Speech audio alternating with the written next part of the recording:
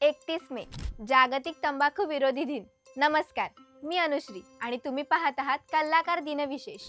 दरवर्षी 31 मे रोजी जगभरात जागतिक तंबाखू विरोधी दिन म्हणजेच WNTD साजरा केला जातो। या दिवशी जनतेला तंबाखू वापरण्याचे धोके, तंबाखू कंपन्यांच्या व्यवसाय पद्धती, जागतिक आरोग्य संघटना WHO तंबाखूच्या वापराविरुद्ध लढण्यासाठी काय करत आहे आणि जगभरातील लोक आरोग्य आणि निरोगी जीवनाचा हक्क मिळवण्यासाठी आणि भावी पिढ्यांचे संरक्षण करण्यासाठी काय करू शकतात याबद्दल माहिती दिली जाते। तंबाखूच्या वापरामुळे होणाऱ्या आरोग्य परिणामांना प्रतिसाद देण्याचा पहिला प्रयत्न युरोपमध्ये तंबाखूचा वापर सुरू झाल्यानंतर लगेचच झाला। इसवी सन 1590 मध्ये पोप अर्बन 7 यांच्या 13 दिवसाच्या पोपच्या कारकिर्दीत जगातील पहिल्या ज्ञात तंबाखू वापरावरील निर्बंधांचा समावेश होता। 1988 मध्ये जागतिक आरोग्य सभेने WHO 42.19 ठराव मंजूर केला, ज्यामध्ये दरवर्षी 31 मे रोजी जागतिक तंबाखू विरोधी दिन साजरा करण्याचे आवाहन करण्यात आले। तेव्हापासून WHO दरवर्षी जागतिक तंबाखू विरोधी दिन साजरा केला जातो।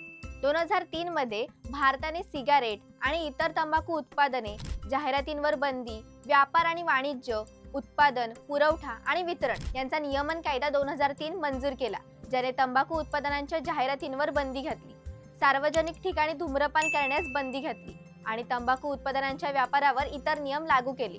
तंबाखूची साथ ही जगाला भेडसावणाऱ्या सर्वात मोठ्या सार्वजनिक आरोग्य धोक्यांपैकी एक आहे, ज्यामुळे जगभरात 8 दशलक्षाहून अधिक लोक मृत्युमुखी पडतात।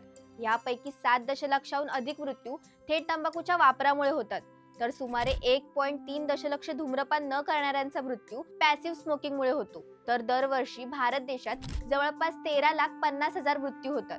भारत हा तंबाखूचा जगातील दुसऱ्या क्रमांकाचा सर्वात मोठा उपभोक्ता आणि उत्पादक आहे।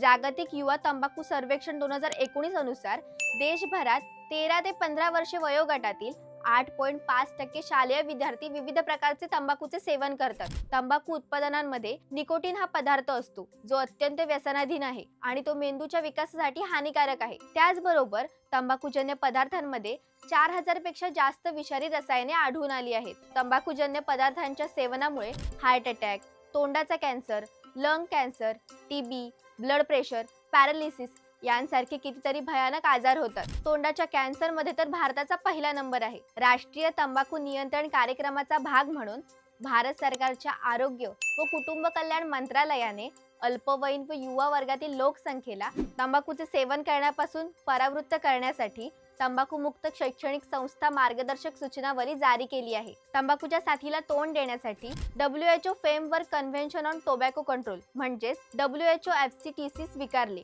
सध्या 182 देश यात सहभागी आहेत। म्हणूनच तुम्हा सर्वांना आमची कळकळीची विनंती आहे, हे जीवन खूप सुंदर आहे आणि हे सुंदर जीवन तेव्हाच सार्थकी लागेल जेव्हा तुम्ही निर्व्यसनी राहून निरोगी आयुष्य जगाल। ही विशेष माहिती जास्तीत जास्त लोकांसोबत शेअर करा। आपल्या कलाकार YouTube चॅनलला सबस्क्राइब करा, Instagram, Facebook पेजला फॉलो करा आणि बघत रहा कलाकार दिन विशेष।